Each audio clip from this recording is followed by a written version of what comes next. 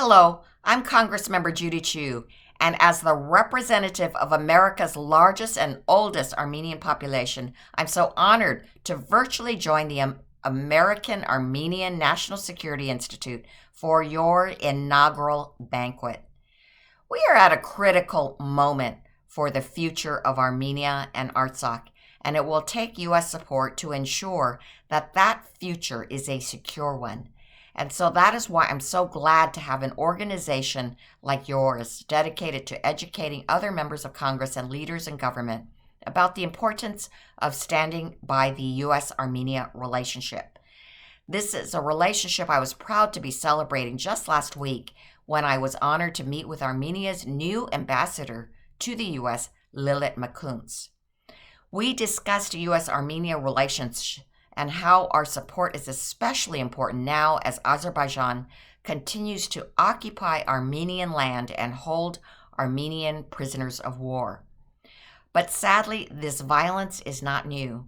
From the horrors of the Armenian genocide at the hands of the Ottomans to the violent response to Armenians voting for their independence at the end of the Soviet Union, the people of Armenia and Artsakh have been subjected to violence and aggression for far too long.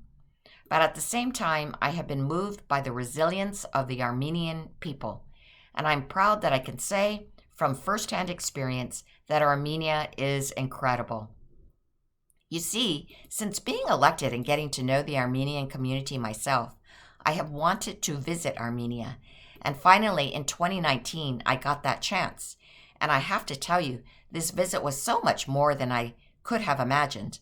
Not only did we take in the beautiful country, but I was able to meet the Prime Minister and President.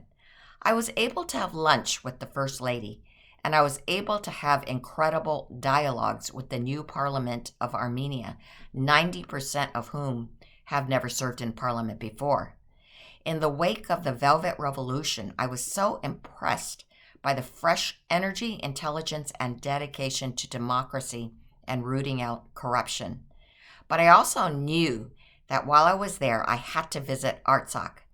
Now, I must tell you that prior to my trip, my office was visited by the Consulate of Azerbaijan.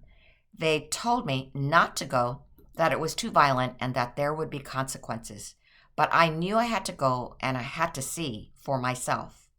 And sure enough, Artsakh was beautiful and charming, and I was able to see and feel the national pride that was there. Azerbaijan may not want to recognize Artsakh, but all you have to do is walk around and talk to the people there, and you will know. The Armenian people are alive and thriving in Artsakh. That is what made it all the more painful last fall to see the impact of Azerbaijan's war in Artsakh as homes, communities, and lives were lost. Tens of thousands of refugees are still without homes, and we know from reports that the prisoners of war and captured civilians are being subjected to torture at the hands of Azerbaijani officials.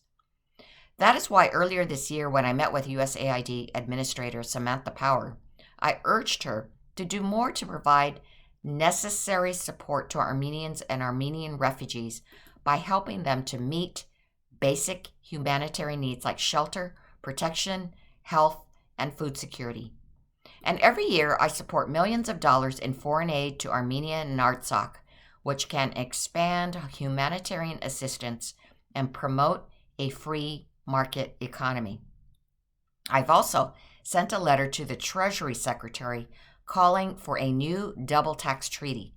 This agreement would help bring our countries even closer together by allowing businesses that do business in both the U.S. and Armenia to only be taxed once, rather than by both countries. But in addition to the economic support Armenians need, the U.S. must do more to help Armenians with their security needs. And I am proud to have supported a number of amendments to this year's National Defense Authorization Act to do just that. These amendments called on Azerbaijan to return all Armenian prisoners of war and captured civilians, and also targeted U.S. aid to Azerbaijan by requiring reports into whether any of our military assistance is going to countries who have committed gross human rights violations. This report could end up costing Azerbaijan over $120 million in U.S. military assistance. We also have to look at the other countries who are enabling Azerbaijan's aggression, like Turkey, which is why I have also supported amendments to investigate how U.S. technology ended up in Turkish drones that were used to attack Armenians. And just last week, I was proud to sign a letter to Secretary of State Blinken opposing the sale of F-16 aircraft to Turkey until they're held accountable for violating U.S. law and the standards of NATO. But none of this could be possible without groups like yours that educate leaders. So congratulations again on your inaugural banquet, and thank you so much for inviting me. I look forward to our continued work together in support of the U.S.-Armenia relationship.